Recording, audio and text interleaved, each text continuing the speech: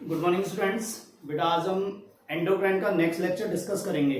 ठीक है, इससे प्रीवियस लेक्चर में हमने हाइपोथैलेमस के बारे में डिस्कस किया था। ठीक है, और हमने बताया था कि हाइपोथैलेमस क्या है, सुपर मास्टर ग्लैंड है। क्या है? सुपर मास्टर ग्लैंड है। क्यों है सुपर मास्टर ग्लैंड? क्योंकि वो किस पे कंट्रोल करती है? पिट्यूटरी ग्लैंड पर। किस पे कंट्रोल करती है?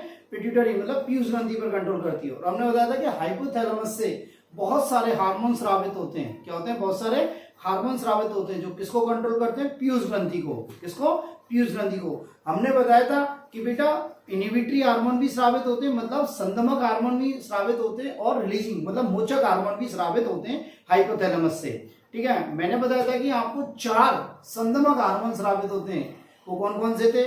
ग्रोथ हार्मोन का संदमक हार्मोन था, एक टीएसएच का था, एमएसएच का था, और किसका था? प्रोलैक्टिन का था।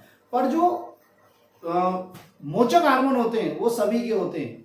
ग्रोथ हार्मोन का भी होता है, प्रोलैक्टिन का भी होता है, एमएसएच का भी होता है, टीएसएच का भी होता है, एसीटीएच का भी होता है, एफएसएच का भी होता है, एलएच का होता है। इनके अलावा मैंने और बताया था बेटे कि 2 हार्मोन और स्रावित होते हैं। वो कौन कौन से होते हैं? ऑक्सीटोसिन और एडीएच।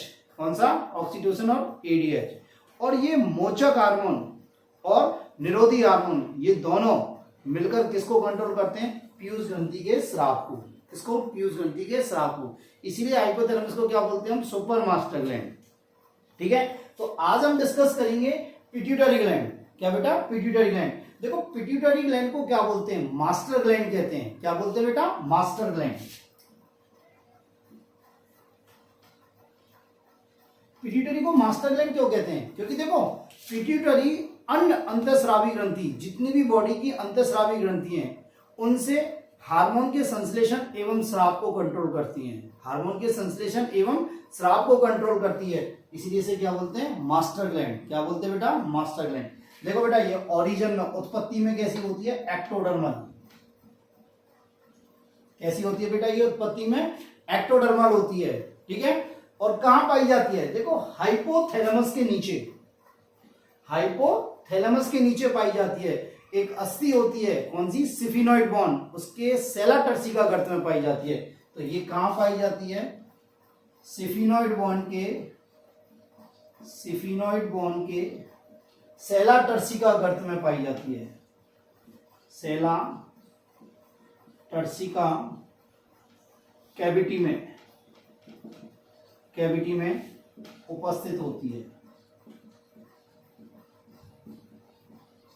ये इंपॉर्टेंट है बेटा। सिफिनॉइड बोन की सेला टर्सिका गर्त में उपस्थित होती है। और कैसी होती है? मटर के दाने के समान होती है बेटा। मटर के दाने के समान होती है। ठीक है, देखो बेटा ये नर में छोटी होती है और मादा में क्या होती है बेटा? ये बड़ी। नर में कितनी होती है? 4 से 5 ग्राम की। कितनी होती है बेटा? 4 से 5 ग्राम की। जबकि मादा में कितनी होती है? 5 से 6 ग्राम की। क्या होती है बेटा? 5 से 6 ग्राम की। बात समझ में आई? अब देखो आप थोड़ा इसकी स्ट्रक्चर देखो। आप देखो बच्चा, ये हाइपोथैलेमस है और ये पीयूष ग्रंथि है। हाइपोथैलेमस से पीयूष ग्रंथि एक वृंत सेदक संरचना से जुड़ी रहती है। हाइपोथैलेमस से पीयूष ग्रंथि एक वृंत सेदक संरचना से जुड़ी रहती है। इसे क्या बोलते हैं? इन्फेंडिब्यूलम। क्या कहते हैं बेटा? इन्फेंडिब्यूलम। तो लिख देते हैं हाइपोथैलेमस से पीयूष ग्रंथि किसके द्वारा जुड़ी रहती है? इन्फेंडिब्यूलम के द्वारा। इन्फेंडिब्यूलम। देखो बेटा ये इन्फेंडिब्यूलम होता है ना, ये अग्रंथिल भाग होता है। इससे कोई भी हार्मोन स्रावित नहीं होते। इससे हार्मोन स्रावित नहीं होते।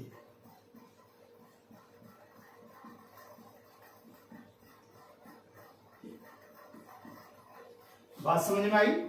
अब देखते हैं अपन इसकी स्ट्रक्चर देखते हैं, इसकी पीयूष ग्रंथि की, पिट्यूटरी ग्लैंड की। देखो पीयूष ग्रंथि की 2 भाग होते हैं।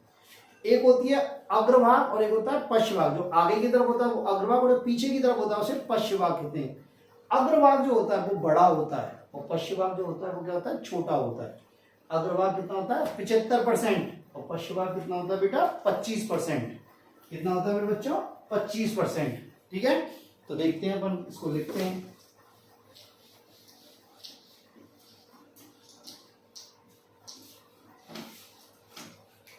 पीयूष ग्रंथि के कितने भाग हैं बेटा? 2 भाग हैं। एक है अग्र पीयूष ग्रंथि और एक है पश्च पीयूष ग्रंथि। अग्र पीयूष ग्रंथि और एक क्या है? पश्च पीयूष ग्रंथि।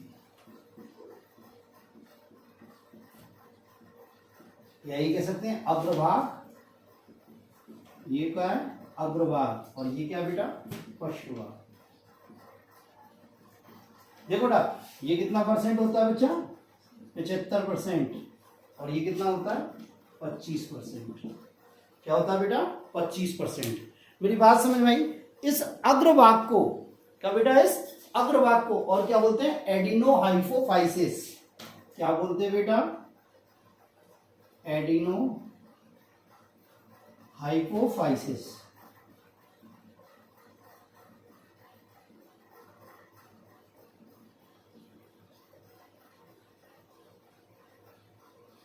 क्या बोलते हैं बेटा? एडिनोहाइपोफाइसिस।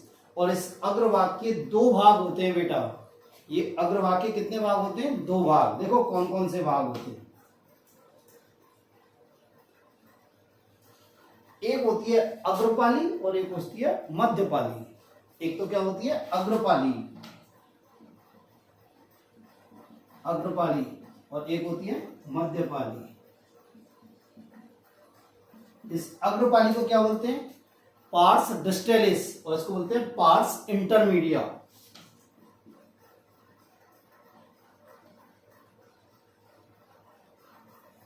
डिस्टेलिस, और इसको बोलते हैं पार्स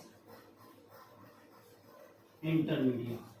देखो बेटा, ये मध्यपाली होती है ना, ये वाली, ये मैं आपको बताता हूं। ये तो हो गया पार्स डिस्टेलिस, ये वाला भाग तो पार्स डिस्टेलिस है, ये वाला भाग। और ये है पार्स इंटरमीडिएट, मध्यपाली।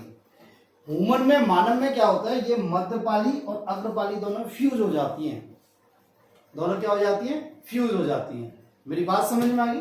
नेक्स्ट देखो, इस पश्च पीयूष ग्रंथि को हम क्या बोलते हैं? Pars nervosa. क्या बोलते हैं बेटा? Pars nervosa.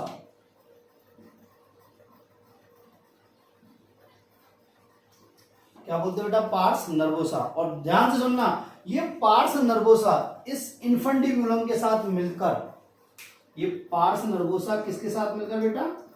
इन्फंडिब्यूलम के साथ मिलकर क्या कहलाता है बेटा? ये न्यूरोहाइपोफाइसिस। क्या कहलाता है? न्यूरोहाइपोफाइसिस। न्यूरोहाइपोफाइसिस क्या कहलाता है बेटा? न्यूरोहाइपोफाइसिस। देखो, न्यूरोहाइपोफाइसिस और क्यों कहलाता है? मेरी बात समझने की कोशिश करना। न्यूरोहाइपोफाइसिस क्यों कहलाता है? देखो, मैंने आपको बताया था कि हाइपोथैलेमस में हार्मोन बनते हैं। किसके द्वारा बनते हैं? तंत्रिका स्रावी कोशिकाओं के द्वारा। किसके द्वारा बनते हैं? तंत्रिका स्रावी कोशिकाओं के द्वारा। अब बेटा सुने, ये तंत्रिका स्रावी कोशिकाओं से हार्मोन कहाँ आते हैं? एक तो अग्र पीयूष ग्रंथि में आते हैं और एक पश्च पीयूष ग्रंथि में आते हैं। अग्र पीयूष ग्रंथि में जो हाइपोथैलेमस से हार्मोन आएंगे वो किसके द्वारा आएंगे? पोर्टल सिस्टम के द्वारा। मैंने आपको बताया हाइपोफाइशियल पोर्टल सिस्टम किसके द्वारा आएंगे? हाइपोफाइशियल पोर्टल सिस्टम के द्वारा। ठीक है। जबकि पश्च पीयूष ग्रंथि में जो हार्मोन आएंगे, पश्च पीयूष ग्रंथि में जो हार्मोन आएंगे वो किसके द्वारा आएंगे? न्यूरॉन के कारण, न्यूरॉन के द्वारा। किसके द्वारा बेटा? न्यूरॉन के द्वारा। इसलिए इसे क्या बोलते हैं? न्यूरोहाइपोफाइसिस। क्या बोलते हैं बेटा? न्यूरोहाइपोफाइसिस। मेरी बात समझ में आई? दोबारा सुन लो। पिट्यूटरी ग्लैंड के 2 भाग हैं, एक तो अग्र भाग है, एक पश्च भाग है, मतलब आगे की तरफ और एक पीछे की तरफ। आगे वाले भाग को बोलते हैं अग्र पीयूष ग्रंथि और पीछे वाले भाग को बोलते हैं पश्च पीयूष ग्रंथि। अग्र पीयूष ग्रंथि बड़ा होता है, 75% होता है। पश्च पीयूष ग्रंथि छोटा होता है, 25% होता है। इस अग्र पीयूष ग्रंथि को क्या बोलते हैं? एडिनोहाइपोफाइसिस। क्या बोलते हैं बेटा? एडिनोहाइपोफाइसिस। और ये 2 भागों में बटा होता है, अग्रपाली और मध्यपाली। अग्रपाली को बोलते हैं पार्स डिस्टेलिस, जो ये लिखना। क्या बेटा? Pars distalis. और मध्यपाली को बोलते हैं पार्स इंटरमीडिया। क्या बोलते हैं? Parse intermedia. ठीक है। देखो बेटा, ये ह्यूमन में मध्यपाली और अग्रपाली दोनों कंबाइन हो जाती हैं, फ्यूज हो जाती हैं। इसलिए क्या होती है? एक ही पाली होती है। क्या होती है? एक ही पाली होती है। ठीक है। इस पश्च पाली को, सॉरी, पश्च पीयूष ग्रंथि को क्या बोलते हैं? Pars nervosa. क्या बोलते हैं बेटा? Pars nervosa. और ये पार्स नर्वस और इन्फंटिब्यूलम दोनों मिलकर क्या कहलाते हैं? न्यूरोहाइपोफाइसिस। क्या कहलाते हैं? न्यूरोहाइपोफाइसिस। दो बार और सुने, इस हाइपोथैलेमस में जो हार्मोन बनते हैं किससे? तंत्रिका स्रावी कोशिकाओं से जो हार्मोन का निर्माण होता है, वो हार्मोन यहां से हाइपोथैलेमस से अग्रपाली में, किसमें बेटा? अग्रपाली या अग्रपीयूष ग्रंथि में। अग्रपीयूष ग्रंथि में किसके द्वारा आते हैं? पोर्टल सिस्टम के द्वारा। किसके द्वारा? पोर्टल सिस्टम के द्वारा। जबकि पश्चपाली में किसके द्वारा आते हैं? न्यूरॉन के द्वारा। इसलिए इसे क्या बोलते हैं? न्यूरोहाइपोफाइसिस। क्या बोलते हैं? न्यूरोहाइपोफाइसिस। मेरी बात समझ में आई? अब देखो बेटा, इस मध्यपाली से सिर्फ एक हार्मोन, इस मध्यपाली से सिर्फ एक हार्मोन स्रावित होता है, जो कौन सा होता है? MSH, melanocyte stimulating hormone. क्या बेटा? Melanocyte stimulating hormone. जबकि बाकी के हार्मोन अग्रपाली से स्रावित होते हैं। देखो कौन कौन सा? एक तो कौन सा होता है? ग्रोथ हार्मोन, वृद्धि हार्मोन। एक कौन सा होता है बेटा? प्रोलैक्टिन। क्या होता है बेटा? प्रोलैक्टिन। और कौन सा होता है? Thyroid stimulating hormone. क्या बेटा? Thyroid stimulating hormone. और कौन सा होता है? एसीटीएस, एड्रीनो कॉर्टिकोट्रोपिक हार्मोन। और कौन सा होता है? एलएच और एफएसएच, ल्यूटिनाइजिंग हार्मोन और फॉलिकुलर स्टिमुलेटिंग हार्मोन। कौन कौन सा बेटा? ल्यूटिनाइजिंग हार्मोन और फॉलिकुलर स्टिमुलेटिंग हार्मोन। और मैं आपको पहले भी बता चुका हूं कि इन एलएच और एफएसएच को सम्मिलित रूप से क्या बोलते हैं? Gonadotropic hormone. क्या बोलते हैं? Gonadotropic hormone.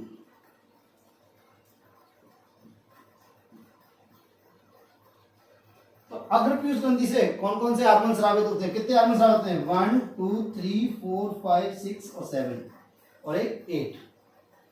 बात समझ में आई? 1 2 3 4 5 6 एंड 7। सॉरी, क्या? 7। जबकि न्यूरोहाइपोफाइसिस से कोई हार्मोन स्रावित नहीं होता। स्टार लगा के लिख लेते हैं, यहां से कोई हार्मोन, मतलब ये कह सकते हैं यहां से कोई भी हार्मोन है निर्माण नहीं होता। यहां की कोई भी हार्मोन का निर्माण नहीं होता। सिर्फ यहां क्या होता है? संग्रहण होता है। यहां क्या होता है? हार्मोन का संग्रहण होता है। यहां सिर्फ ऑक्सीटोसिन एंड एडीएच, जो किसके हार्मोन है? हाइपोथैलेमस से, उनका क्या होता है? हाइपोथैलेमस एडीएच का संग्रहण होता है।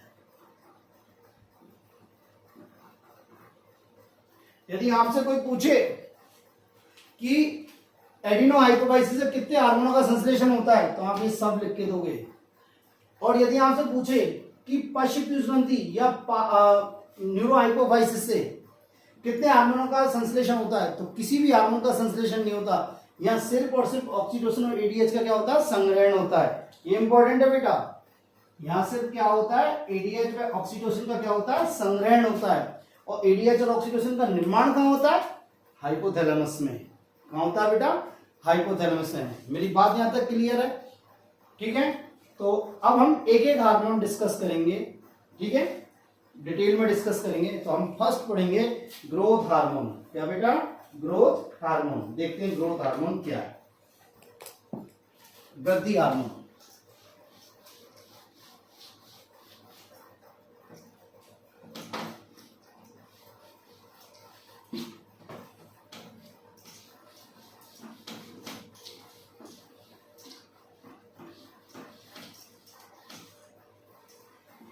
देखो बेटा, वृद्धि हार्मोन, इसको वृद्धि हार्मोन क्यों कहा?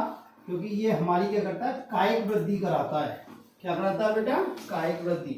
इसलिए से क्या बोला? वृद्धि हार्मोन।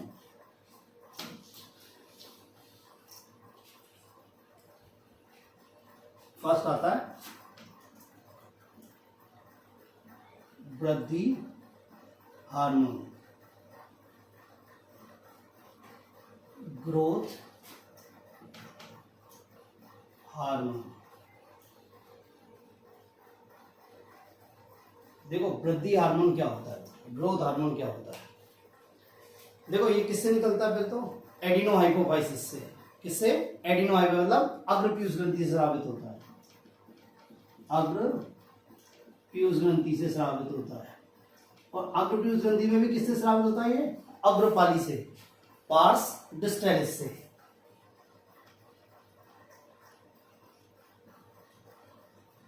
इससे बेटा पार्स डिस्टैलिस से।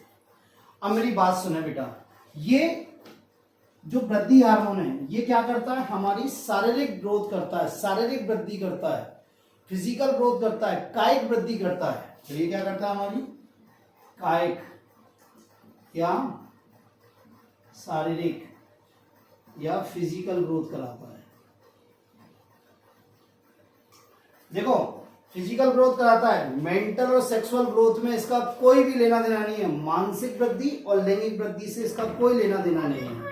बात मेरी समझ में आई क्या बेटा? मानसिक वृद्धि से और लैंगिक वृद्धि से इसका कोई भी लेना देना नहीं है। देखो ये कैसे काम करता है, देखें बेटा, ये ग्रोथ हार्मोन क्या करता है, दो तरह से एक्ट करता है। कैसे करता है देखें।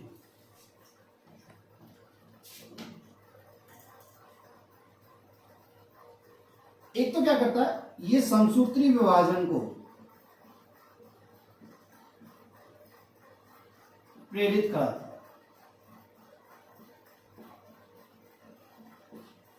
क्या बेटा? ये समसूत्री विभाजन को प्रेरित करता है। और एक क्या करता है, ये मेटाबॉलिज्म में भाग लेता है। किसमें भाग लेता है बेटा? ये मेटाबॉलिज्म में। दूसरा किसमें लेता है? ये मेटाबॉलिज्म में भाग लेता है। देखो ये समसूत्री विभाजन को कैसे प्रेरित करता है। होता है क्या बेटा? अस्थि, उपास्थि, पेशी और सॉफ्ट टिश्यू कोमल ऊतकों में समसूत्री विभाजन को प्रेरित कर देता है। किस किस में बेटा? अस्थि, बोन, उपास्थि, कार्टिलेज, अस्थि, उपास्थि, पेशी, मसल, क्या बेटा? मसल और soft tissue. Soft tissue means जैसे लीवर। इनमें क्या करता है, ये समसूत्री विभाजन को प्रेरित करता है। क्या करता है बेटा? समसूत्री विभाजन को प्रेरित करता है। अब बेटा जब समसूत्री विभाजन को ये प्रेरित करेगा तो कोशिकाओं की संख्या बढ़ेगी। क्या बढ़ेगी बेटा? कोशिकाओं की संख्या बढ़ेगी, फिर कोशिकाओं की साइज बढ़ेगी। क्या बढ़ेगी बेटा? कोशिकाओं की साइज बढ़ेगी। कोशिकाओं की साइज बढ़ेगी तो अंगों की साइज बढ़ेगी। क्या बेटा? अंगों की साइज बढ़ेगी, और अंगों की साइज बढ़ेगी तो क्या होगी? शारीरिक वृद्धि होगी या नहीं होगी? शारीरिक वृद्धि होगी या नहीं होगी? तो शारीरिक वृद्धि होगी।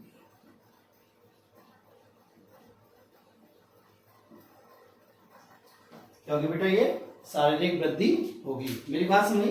क्या करता है ये? समसूत्री विभाजन को प्रेरित करता है। क्या करता है बेटा? समसूत्री विभाजन को प्रेरित करता है। किसमें? बोन में, कार्टिलेज में। किसमें बेटा? बोन में, कार्टिलेज में, मसल्स में और सॉफ्ट टिश्यू में, जैसे लीवर में। जब समसूत्री विभाजन होगा तो कोशिकाओं की संख्या बढ़ेगी। अब कोशिकाओं की संख्या जब बढ़ेगी तो क्या होगा? कोशिकाओं की साइज भी बढ़ेगी, अंगों की साइज भी बढ़ेगी। क्या बढ़ेगी? अंगों की साइज। और अंगों की साइज बढ़ेगी तो शारीरिक वृद्धि होगी। देखो मैं आपको बताता हूँ बोन पे कैसे काम करता है बेटा। बोन पर स्पेसिफिक ये ग्रोथ हार्मोन जो होता है ना बेटा, ग्रोथ हार्मोन, ये बोन की एपीफाइशियल प्लेट पे काम करता है। किस पर? एपीफाइशियल प्लेट पर।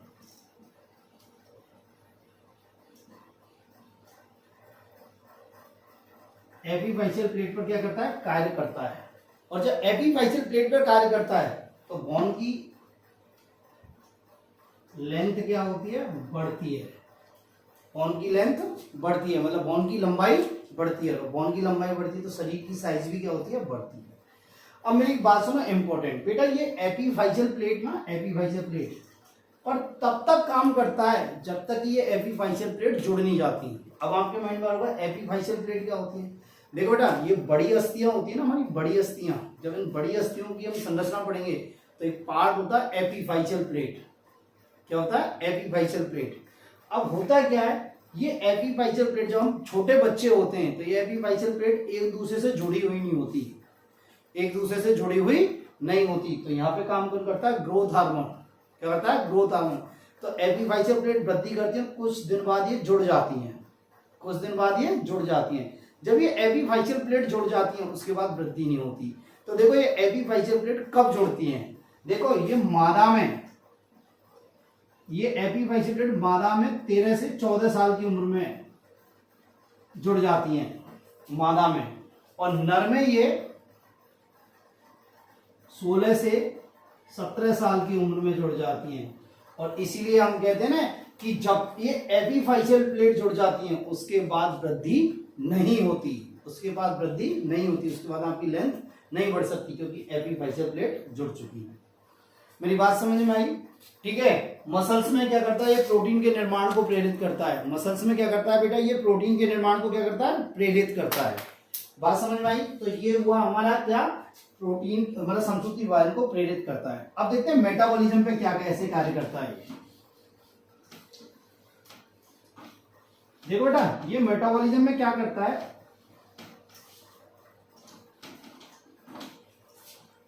पहला लेते हैं कार्बोहाइड्रेट की मेटाबॉलिज्म।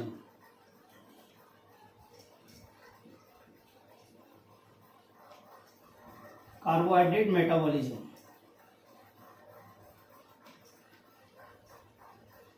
देखो बेटा क्या करता है कार्बोहाइड्रेट की मेटाबॉलिज्म में, ये क्या करता है, ग्लूकोज के ऑक्सीडेशन को रोक देता है।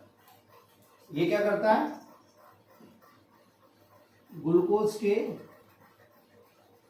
ऑक्सीडेशन को कम कर देता है, उसके ब्रेकडाउन को कम कर देता है। और क्या करता है, ग्लूकोनियोजेनेसिस को बढ़ा देता है। किसको बढ़ा देता है बेटा, ग्लूकोनियोजेनेसिस को बढ़ा देता है। अब ग्लूकोनियोजेनेसिस मींस क्या होता है, ग्लूकोज का निर्माण होना किससे, अदर देन कार्बोहाइड्रेट। कार्बोहाइड्रेट पदार्थों से ग्लूकोज का निर्माण होना क्या कहलाता है, ग्लूकोनियोजेनेसिस। ये क्या कह सकते हैं, कार्बोहाइड्रेट पदार्थों से ग्लूकोज के निर्माण को क्या बोलते हैं, ग्लूकोनियोजेनेसिस।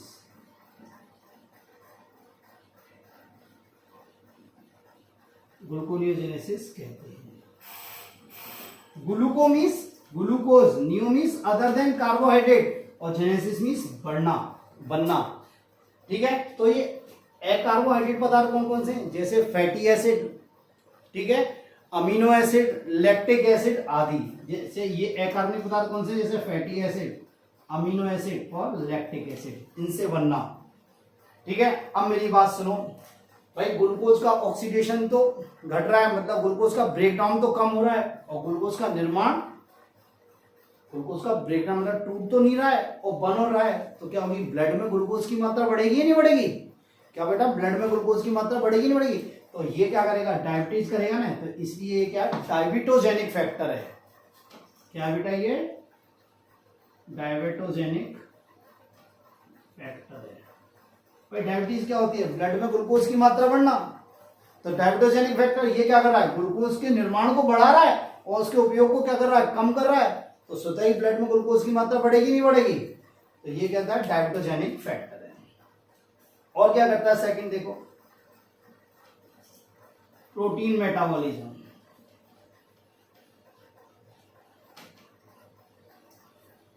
इधर ले लेते हैं बेटा, है इधर मैं बताता हूं प्रोटीन मेटाबॉलिज्म में क्या करेगा। देखो ये क्या करता है, प्रोटीन के निर्माण को प्रेरित करता है। क्या करता है, प्रोटीन के निर्माण को प्रेरित करता है। देखो कैसे करता है, मैं बताता हूं।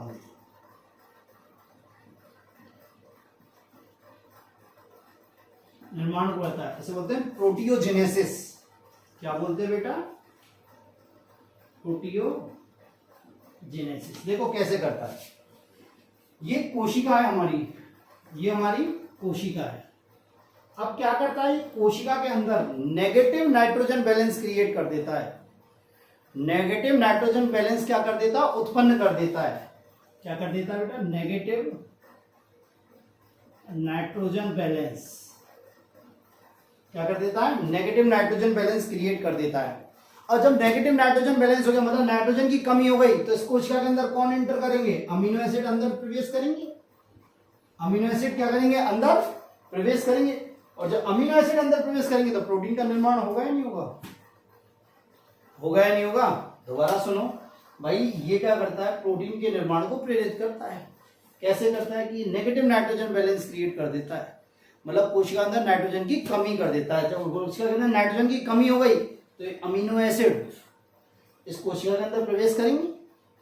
एक और क्या करता है, ये इन अमीनो एसिड की पारगम्यता को बढ़ा देता है। तो ये प्रवेश करेंगे तो प्रोटीन का निर्माण होगा या नहीं होगा, निर्माण होगा या नहीं होगा। थर्ड लेते हैं लिपिड मेटाबॉलिज्म। ये हो गया फर्स्ट, ये हो गया सेकंड और ये हो गया थर्ड, लिपिड मेटाबॉलिज्म। देखो बेटा ये क्या करता है, लिपोलाइसिस कराता है, मतलब लिपिड के ऑक्सीकरण को बढ़ा देता है। क्या कर देता है बेटा, लिपिड के ऑक्सीकरण को बढ़ा देता है। लिपिड के ऑक्सीडेशन मतलब लिपिड के विघटन को, लिपिड के विघटन को क्या कर देता है, ये बढ़ा देता है। मेरी बात समझ में, जब लिपिड के विघटन का बढ़ गया तो इसको क्या बोलते हैं, लिपोलाइसिस। लिपो मीन्स लिपिड और लाइसिस मीन्स टूटना, लिपोलाइसिस। एक इंपॉर्टेंट बात सुनो यहाँ पे, देखो बेटा ग्रोथ हार्मोन की उपस्थिति में जो एनर्जी का सोर्स होता है वो क्या होता है, मेनली लिपिड होता है। क्या होता है, लिपिड होता है। लिख देता हूं, ग्रोथ हार्मोन की प्रेजेंट में मुख्य ऊर्जा का स्रोत लिपिड होता है। वैसे जनरली कौन होता है, कार्बोहाइड्रेट होता है। कौन होता है बेटा, कार्बोहाइड्रेट।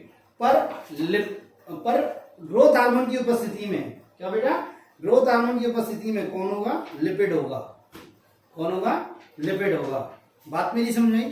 तो ये वृद्धि हार्मोन के कार्य हैं, ये वृद्धि हार्मोन के कार्य हैं, इस प्रकार कार्य करता है। एक बार दोबारा सुने, वृद्धि हार्मोन क्या करता है, समसूत्री विभाजन को प्रेरित करता है और मेटाबॉलिज्म में भाग लेता है। वृद्धि हार्मोन को समसूत्री विभाजन कैसे प्रेरित करता है, ये अस्थियों की लंबाई को बढ़ाता है, कार्टिलेज की लंबाई को बढ़ाता है, मसल्स पेशियों की साइज को बढ़ाता है और सॉफ्ट टिश्यू को भी बढ़ाता है, सॉफ्ट टिश्यू की साइज को भी बढ़ाता है। कैसे, ये क्या करता है, कोशिका विभाजन को प्रेरित करता है। तो कोशिका विभाजन होगी, कोशिका विभाजन होगी तो कोशिका की वृद्धि होगी, कोशिका की वृद्धि होगी तो अंगों की वृद्धि होगी, अंगों की वृद्धि होगी तो हमारी शारीरिक वृद्धि होनी है। ये बोन पे कहाँ काम करता है, एपीफाइशियल प्लेट पर। कहाँ करता है बेटा, एपीफाइशियल प्लेट पर। ठीक है। मेटाबॉलिज्म में करता है, कार्बोहाइड्रेट मेटाबॉलिज्म में क्या करता है, ये ग्लूकोज के निर्माण को तो प्रेरित करता है पर ग्लूकोज के विघटन को कम कर देता है। इसलिए क्या करता है, ये शरीर में ग्लूकोज की मात्रा को बढ़ा देता है ब्लड में, इसलिए क्या डायबिटोजेनिक फैक्टर है। ठीक है। प्रोटीन मेटाबॉलिज्म में क्या करता है, ये प्रोटीन के निर्माण को प्रेरित करता है, मतलब प्रोटियोजेनेसिस करता है। ये क्या करता है, कोशिका के अंदर क्या करता है, नाइट्रोजन बैलेंस क्रिएट कर देता है। क्या कर देता है, नाइट्रोजन बैलेंस क्रिएट कर देता है। जब नाइट्रोजन बैलेंस क्रिएट हो गया, मतलब नाइट्रोजन की कमी हो गई, तो इस नाइट्रोजन की कमी को पूरा करने के लिए क्या होती है, कोशिका में अमीनो एसिड प्रवेश करते हैं और अमीनो एसिड प्रवेश करते हैं प्रोटीन का निर्माण होता है। दूसरा क्या करता है, लिपिड मेटाबॉलिज्म। ये लिपिड के ऑक्सीडेशन को बढ़ा देता है, विघटन को बढ़ा देता है, लिपोलाइसिस कराता है। क्या करता है, लिपोलाइसिस। और लिपोलाइसिस कराता है, क्या करता है, लिपोलाइसिस। दूसरी बात सुने, ग्रोथ हार्मोन की उपस्थिति में ऊर्जा का मुख्य स्रोत कौन होता है बेटा, लिपिड होती है। क्या होती है, लिपिड। अब देखते हैं हम कि भाई यदि ग्रोथ हार्मोन की कमी हो जाए या अधिकता हो जाए, इसका अल्प स्रावण हो जाए या अति स्रावण हो जाए, तो हमारे शरीर में कौन कौन सी असामान्यताएं आ जाती हैं, कौन कौन सी असामान्यताएं आ जाती हैं, तो देखते हैं अपन।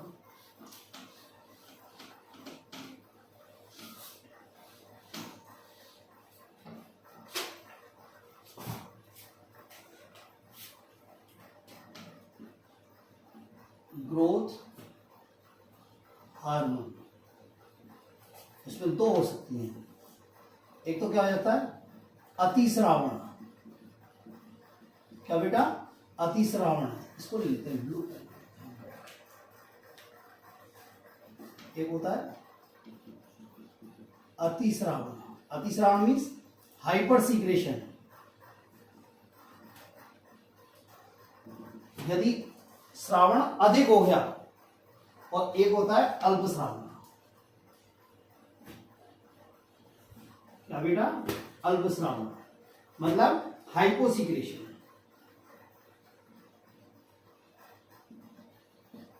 अब देखो बेटा, ये अतिश्रावण और अल्प श्रावण उम्र की किसी भी प्रावस्था में हो सकता है।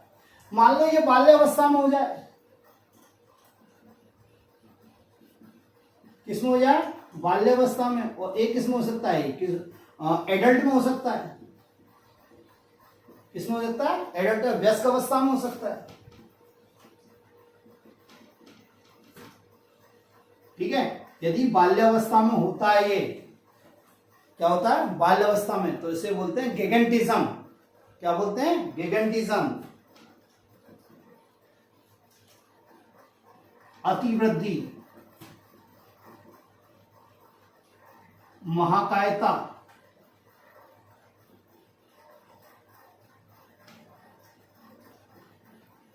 क्या बेटा, महाकायता। यदि बाल्यावस्था में ग्रोथ हार्मोन की अधिकता हो गई तो गिगेंटिज्म हो जाएगा, मतलब लंबाई अधिक हो जाएगी, 7 से 8 फीट हो जाएगी। लंबाई क्या हो जाएगी, 7 से 8 फीट। हाथ पैरों की लंबाई अधिक हो जाएगी, हाथ पैरों की लंबाई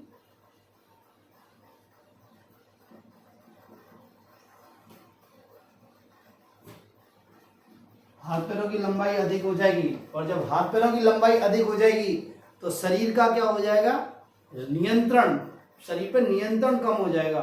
मतलब आदमी खड़ा होगा तो लड़खड़ाएगा, क्या आएगा, लड़खड़ाएगा, नियंत्रण कम हो जाएगा शरीर पर,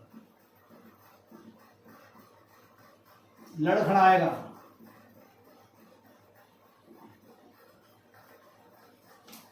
बात समझ में आई। यदि एडल्ट में हो जाए, क्या बेटा, यदि एडल्ट में हो जाए तो इसे बोलते हैं एक्रोमेगेली। क्या बोलते हैं, एक्रोमेगेली। एक्रोमेगेली में क्या होगा, देखो भैया, यदि ग्रोथ हार्मोन की अधिकता हो गई तो हमारी अस्थियां जबरदस्ती बढ़ने लगेंगी, तो क्या होगा बेटा, एक तो कशेरुकदंड प्लस हाथ पैर, हाथ एवं पैर प्लस मुंह की, चेहरे की अस्थियां क्या हो जाएंगी, विरूपित हो जाएंगी, विकृत हो जाएंगी। क्या हो जाएंगी, विकृत हो जाएंगी। क्या हो जाएंगी, विकृत हो जाएंगी। तो विकृत हो गई तो कशेरुकदंड यदि बढ़ गया, भाई कशेरुकदंड है, अब वो जबरदस्ती बढ़ रहा है तो उसमें क्या हो जाएगी, कुवड़ निकल आएगी। क्या हो जाएगी, कुवड़ निकल आएगी। हाथ पैर टेढ़े मेढ़े हो जाएंगे। क्या हो जाएंगे बेटा, हाथ पैर टेढ़े मेढ़े। और चेहरे की अस्थि क्या हो जाएंगी, बड़ी हो जाएंगी। जैसे आपने खली देखा, खली, ग्रेट खली, उसका ये देखो, ये वाला निचला जबड़ा वो बाहर निकला हुआ है। क्या हुआ है, बाहर निकला हुआ। दूसरी बात, उसकी लंबाई इतनी है तो वो चलता है तो क्या होता है, लड़खड़ाएगा, मतलब सीधा नहीं चल सकता, वो थोड़ा उसका इम्बैलेंस होता है। क्या रहता है, इम्बैलेंस। तो ये हो गए आपके अति श्रावण। अल्प श्रावण से देखते हैं क्या होता है। अल्प श्रावण की भी दो कंडीशन है, एक तो क्या हो सकता है, बाल्यावस्था में हो सकता है। यदि बाल्यावस्था में ग्रोथ हार्मोन की कमी हो गई तो क्या हो जाएगा, बौनापन हो जाएगा। क्या हो जाएगा, बौनापन। लंबाई क्या हो जाएगी, कम हो जाएगी। क्या हो जाएगी, लंबाई कम हो जाएगी। जैसे हमने सर्कस के बौने देखे होंगे, वो इसी के कारण होते हैं, ग्रोथ हार्मोन की अल्प श्रावण से होते हैं। जैसे सर्कस के बौने हैं, सर्कस के बौने, इन्हें मिजेट्स कहते हैं बेटा। क्या बोलते हैं बेटा, मिजेट्स। देखो ये सर्कस के जो बौने होते हैं ना, ये सिर्फ शारीरिक ग्रोथ रुक जाती है इनकी। क्या रुक जाती है, शारीरिक ग्रोथ। मेंटल और सेक्सुअल ग्रोथ नॉर्मल होती है, इनकी क्या होती है, शारीरिक ग्रोथ रुक जाती है। मेंटल ग्रोथ जो होती है वो कैसी होती है, नॉर्मल।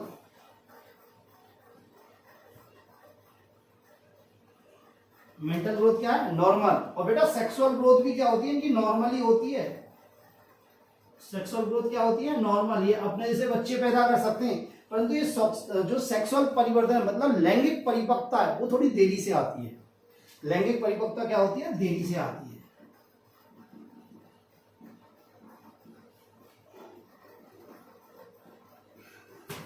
लैंगिक परिपक्वता क्या आती है, देरी से।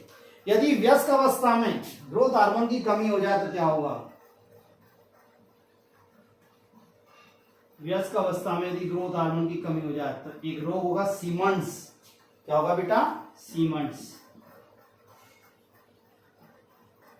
और इस रोग में मानव उम्र से पहले बुढ़ा दिखने लगता है। इंसान या मानव उम्र से पहले बुढ़ा दिखने लगता है।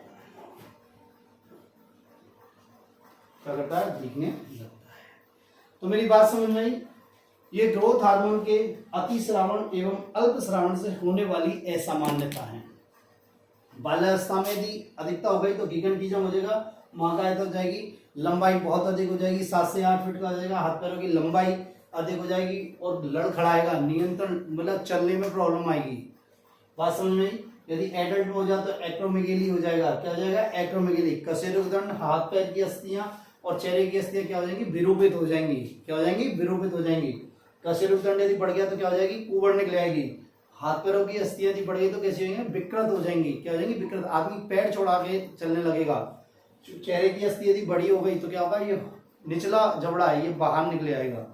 बात समझ में? यदि अल्पस्रावण हो जाए, बाल्यावस्था में हो जाए तो क्या हो जाएगा? ये बौनापन आ जाएगा। इसको बोलते हैं ड्वार्फिज्म।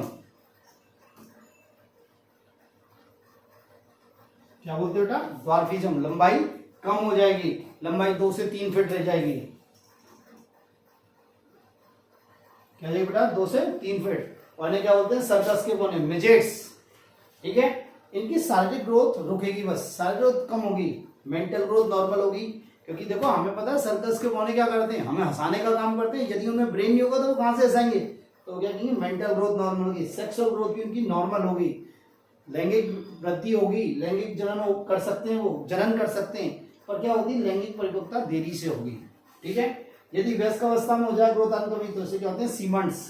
क्या बोलते हैं? सीमंट। और इसमें मानव उम्र से पहले बुढ़ा दिखाई देने लगता है। ठीक है बेटा, तो आज ये ग्रोथ हार्मोन के बारे में ये हमने डिस्कस किया है। बाकी का डिस्कस हम नेक्स्ट क्लास में करेंगे। आज के लिए थैंक यू बेटा।